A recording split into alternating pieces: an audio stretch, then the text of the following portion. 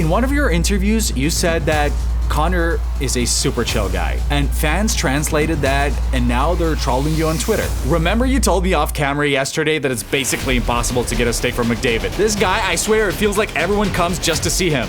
Connor didn't overthink it. He just bought the entire building. We're gonna figure out where McDavid shines brightest, on the ice, at McDonald's, or in business. Big McDavid, number Big 97.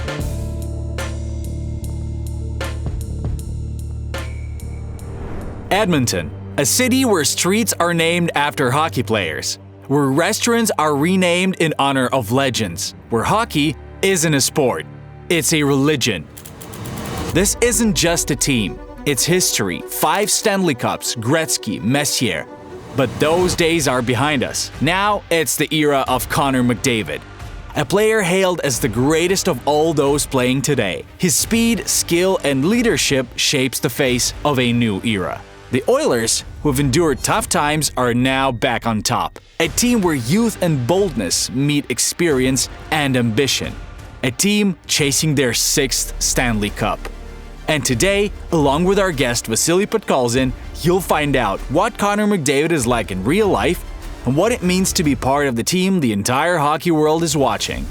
This isn't just an episode, it's an invitation to be part of history. Welcome to Edmonton. One of your interviews, you said that Connor is a super chill guy, and fans translated that, and now they're trolling you on Twitter. Because we all remember the Stanley Cup final, the whole thing with Garland and a few other moments, and people are saying, well, he's not chill at all, so what's he really like? I still stand by it. He's a calm guy. I mean, he's day to day during the season. He doesn't he doesn't lose his cool. He's not the type to snap. He's pretty confident. He doesn't have those constant outbursts for example, yelling and all that. I mean, for sure, it was the Stanley Cup final. He's the captain. He had to step up. I get it. Stuff like that happens, but those are one-off situations. You see what I mean? Like, most of the time, 90% of the time, 9% of the time, I'm sticking with what I said about him being a calm player and a calm person. Probably one of the most recognizable and famous hockey players right now is, of course, Connor McDavid. With Team Canada, he's won world championships at the junior, U20, and senior levels. He's the first-line center and captain of the Edmonton Oilers, and he became captain at just 19, making him the youngest captain in the NHL history. He's considered not just a superstar, but a symbol of the new generation of hockey players. Focused, humble, hardworking, practically straight out of the Soviet school of hockey. Pint of lager or a glass of wine. That's definitely a tough call to make at the end of a long and tiring workday. But sadly, not today, because the bar I was hoping to go to is closed. Still, there are a few interesting details. Trove Bar. Take a guess. Who opened it? Monsieur? No. Gretzky? Nuh-uh. It's Connor McDavid's wife. Checkmate, gentlemen. So yeah, Connor didn't overthink it. He just bought the entire building. A not so interesting fact, this building was built in 1901. Interesting fact, it used to be a credit union.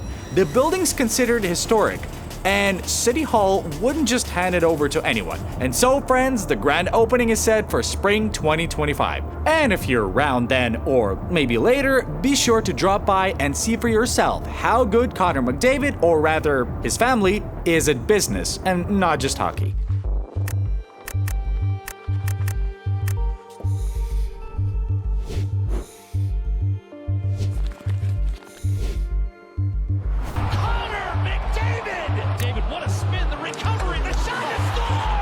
Draisaitl, beautiful backhand pass to the streaking McDavid. Once he puts it in. Remember you told me off camera yesterday that it's basically impossible to get a steak from McDavid? It's tough, yeah, because everybody's already spoken for. I mean, there are veterans who come up and ask him. I remember Ovechkin mentioned him in an interview. I think it's his first final, back when he was a rookie. So it was hard even back then for Ovechkin to get a stick for him. Can you imagine?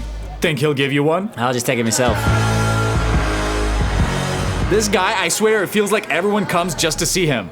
Of course, it's his first game back after a suspension, obviously, but yeah, he's always like that when he gives interviews, honestly. I mean, look how many people showed up. You cannot even get close. When you hear Canadians talking about two things, hockey and McDonald's, you just know something big is coming. At the start of 2025, McDonald's kicked off a full-blown hockey-themed food battle. In one corner, Edmonton captain Connor McDavid. In the other, Toronto sniper Austin Matthews. That's how the ShowDown menu was born, featuring burgers that hit like slap shots. Big McDavid stacked with 4 beef patties, and Smoky Quarter Poppy as bold and fiery as Matthews himself. But the madness didn't stop there. After McDavid scored the golden goal for Team Canada, one McDonald's in Edmonton was officially renamed McDavid's. Yep, that's for real. Fries for 97 cents, lines out of the door like it's Game 7 of the Stanley Cup, and a vibe that feels more like the arena than a fast food joint. Pure Canadian energy, hockey, and a burger named after your hero. What's cooler than that?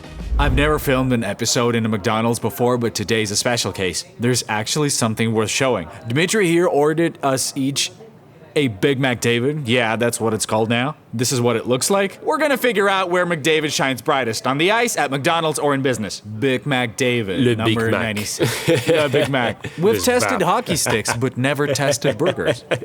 And honestly, I don't mind switching it up.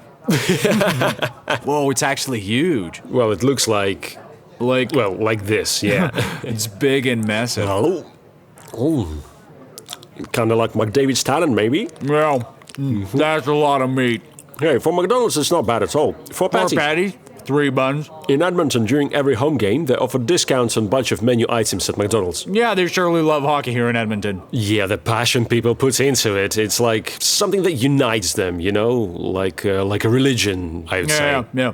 Well, you know, people usually say Toronto is like the mecca of hockey and nothing tops it. But once you've been to Edmonton, like what you filmed during the finals or even just what we shot today, you start to realize, like, honestly, maybe Canada itself is the real mecca.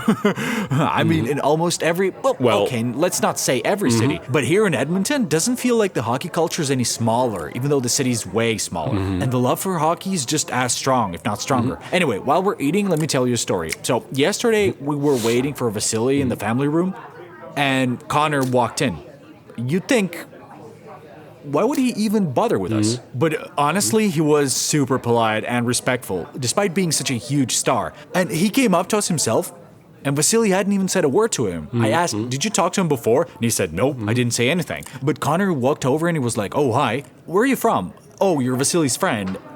And just totally chill, really calm and respectful, you know? No ego, right? Exactly, no ego at all. He came over on his own, totally took the initiative. And it was like, nice, you know? Later we asked if he could take a photo, and he was like, sure, no problem. Let's take one together. So yeah, we ended up taking a picture with him. You know, a lot of people, once they hit a certain level of fame, they get star sickness, and that's it. McDavid, he's probably the one guy who, well, not the only one, but if anyone had the right to act like that, it'd be him, right? Yeah. But somehow he completely avoided it.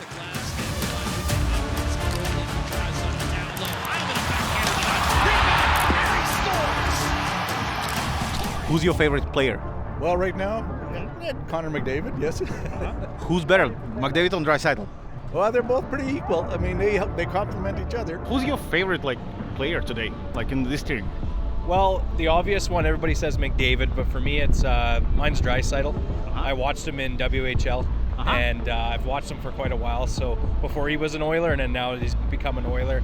I think honestly, he's been the MVP this year. He's been a really good player for us. So yeah. I gotta say Draisaitl. Draisaitl.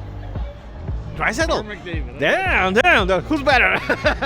I'm not going to choose. They're both good.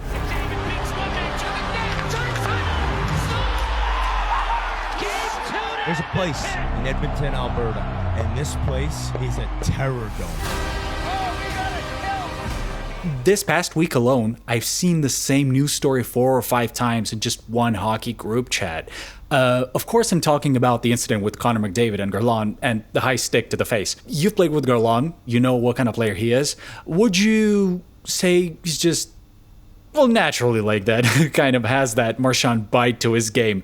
Or was it more just a one-off situation? He's always been a kind of annoying player to go up against, you see. But in that moment, it really just happened the way it happened. It was more of a coincidence than anything. Sure, he was holding him. The clock was winding down. He definitely did that on purpose. But Garland, he's not a dirty player. I wouldn't call him a dirty player. So, it just played out that way. And things definitely got heated after that. Still, I don't know. I don't want to criticize the league's decision, but I think 3 games for both of them, I mean, Myers and McDavid, is too much. There are others who think so. For example, your teammate, Corey Perry, said the following.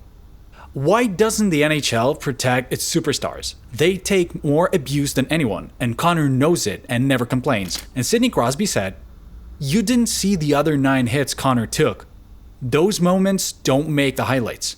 What's your take on this? Should superstars get special protection? I just don't get what special protection even means. Like, do what? Like, being more lenient with them? Well, yeah, because I do agree that David takes more hits than anyone else. Every single team meeting is like, they've got McDavid, right? I mean, he's literally the best player in the world. And yet, he's going up against the toughest defensive matchups every single night. Yeah. So just imagine what he goes through. In these cases, and in that sense, I do agree. I mean, the league should protect him, like the NBA does with someone like, LeBron James and guys like that take more punishment. And extra protection sounds fair.